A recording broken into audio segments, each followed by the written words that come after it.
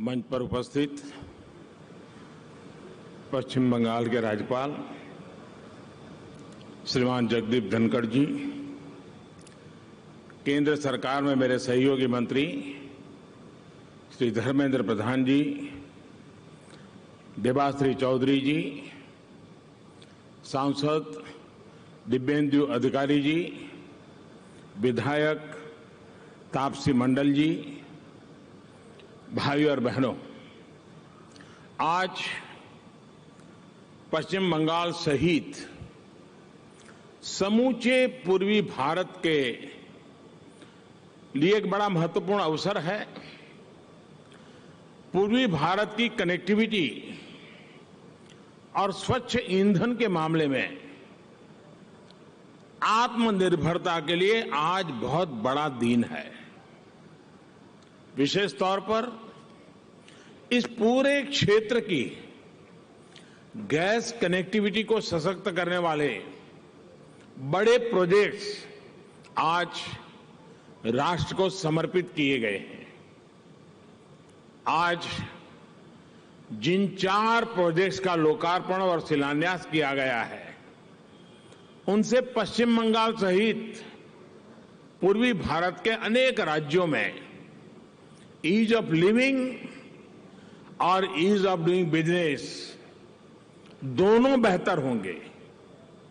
ये प्रोजेक्ट हल्दिया को देश के आधुनिक और बड़े इंपोर्ट एक्सपोर्ट सेंटर के रूप में विकसित करने में भी मददगार सिद्ध होंगे। साथियों, गैस आधारित अर्थव्यवस्था आज भारत की जरूरत है। One nation one gas grid इसी जरूरत को पूरा करने का एक महत्वपूर्ण अभियान है। इसके लिए पाइपलाइन नेटवर्क के विस्तार के साथ साथ नेचुरल गैस की कीमतें कम करने पर भी फोकस किया जा रहा है। बीते सालों में ऑयल और गैस सेक्टर में कई बड़े सुधार भी किए हैं।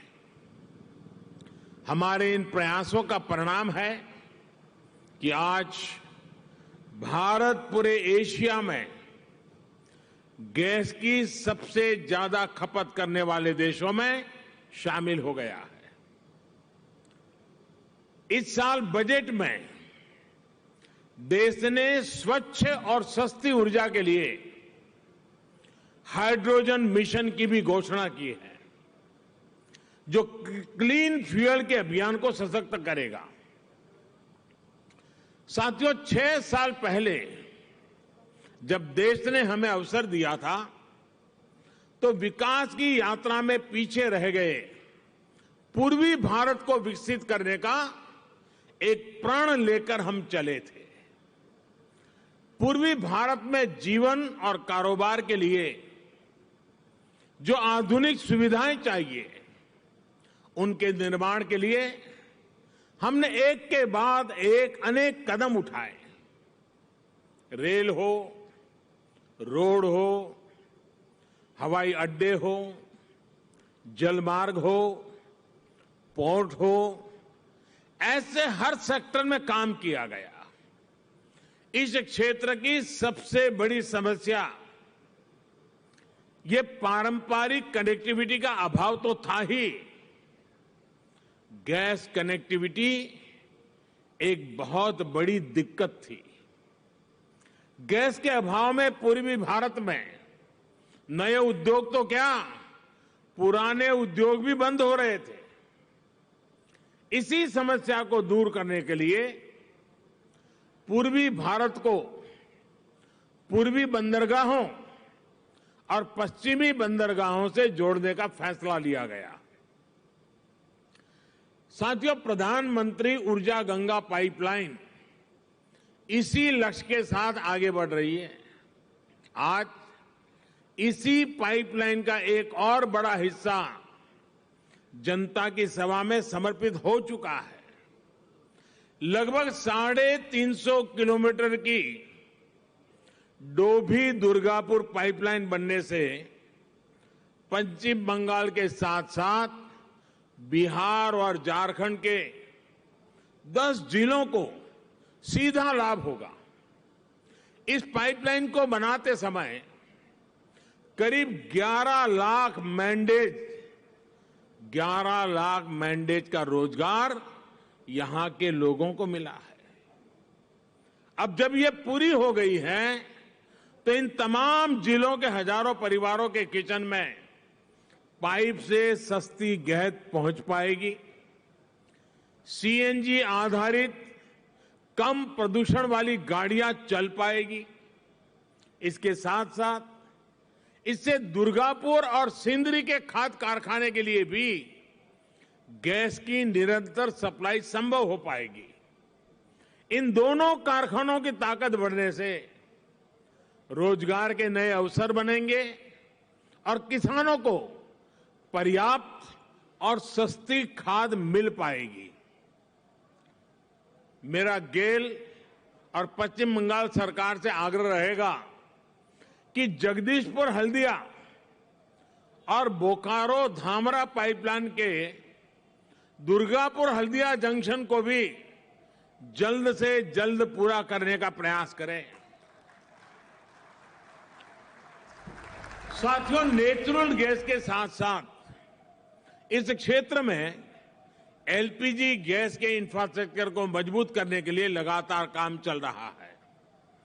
ये इसलिए जरूरी है क्योंकि पूर्वी भारत में उज्ज्वला योजना के बाद एलपीजी गैस की कवरेज काफी अधिक बढ़ गई है, जिससे डिमांड भी बढ़ी है। उज्ज्वला योजना के तहत पश्चिम बंगाल में करीब करीब 90 लाख बहनों बेटियों को मुफ्त गैस कनेक्शन मिला है।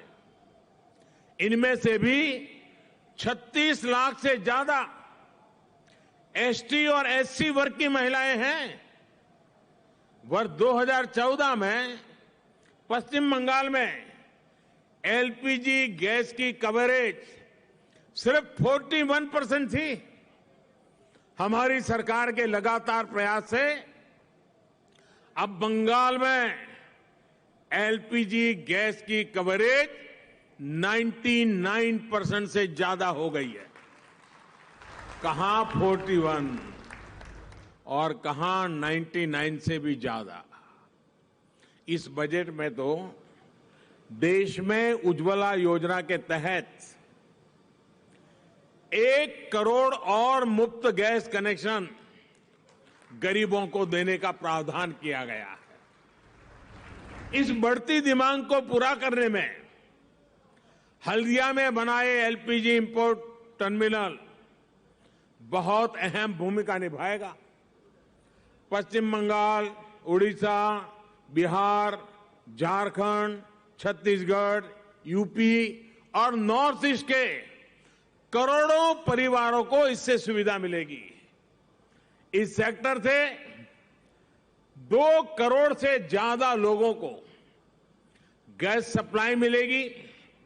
इनमें से करीब 1 करोड़ उज्ज्वला योजना के ही लाभार्थी होंगे।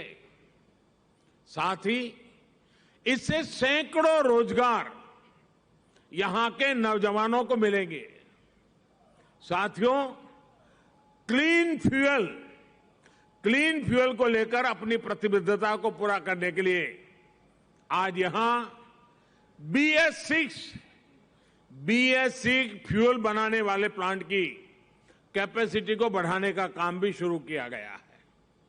हल्दिया रिफाइनरी में ये दूसरी कैटालिटिक डी-वैक्सिंग यूनिट जब तैयार हो जाएगी तो लूप बेस्ड ऑयल्स के लिए विदेशों पर हमारी निर्भरता कम हो जाएगी। इससे हर साल देश के करोड़ों रुपया बचेंगे। बल्कि आज हम उस स्थिति की तरफ बढ़ रहे हैं जब एक्सपोर्ट की कैपेसिटी तैयार कर सके।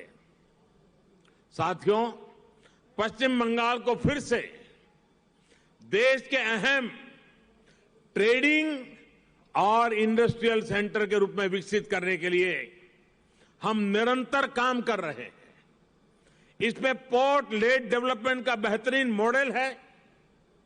कोलकाता के श्यामा प्रसाद मुखर्जी पोर्ट ट्रस्ट को आधुनिक बनाने के लिए बीते सालों में अनेक कदम उठाए गए हैं। यहां हल्दिया का जो डॉक कॉम्प्लेक्स है, उसकी कैपेसिटी को और पड़ोसी देशों से उसकी कनेक्टिविटी को सशक्त करना भी जरूरी है। ये जो नया फ्लाईओवर बना है, उससे अब यहां की कनेक्टिविटी बेहतर होगी। अब हल्दिया से पोर्ट तक जाने वाले कार्गो कम समय में पहुंचेंगे, उन्हें जाम और देरी से मुक्ति मिलेगी। Inland waterway authority of India यहां मल्टी मॉडल टर्मिनल के निर्माण की योजना पर काम कर रही है। ऐसी व्यवस्थाओं से हल्दिया आत्मनिर्भर भारत को ऊर्जा देने वाले केंद्र के रूप में उभरेगा। इन सभी कामों के लिए हमारे साथी मित्र धर्मेंद्र प्रधान जी और उनकी पूरी टीम को मैं हृदय से बहुत बहुत बधाई देता हूं और मुझे विश्वास है कि तेज गति से कम समय में सामान्य से सामान्य मानवी के दुख को दूर करने के इस काम को बहुत ही यशस्वी ढंग से ये टीम पूरा कर पाएगी, ऐसा मुझे पूरा विश्वास है। अंत में फिर एक बार पश्चिम बंगाल और पूर्वी भारत के सभी राज्यों को इन सुविधाओं के लिए मेरी तरफ से बहुत बहुत बधाई, अनेक अनेक शुभकामनाएं। बहुत बहुत धन्यवाद।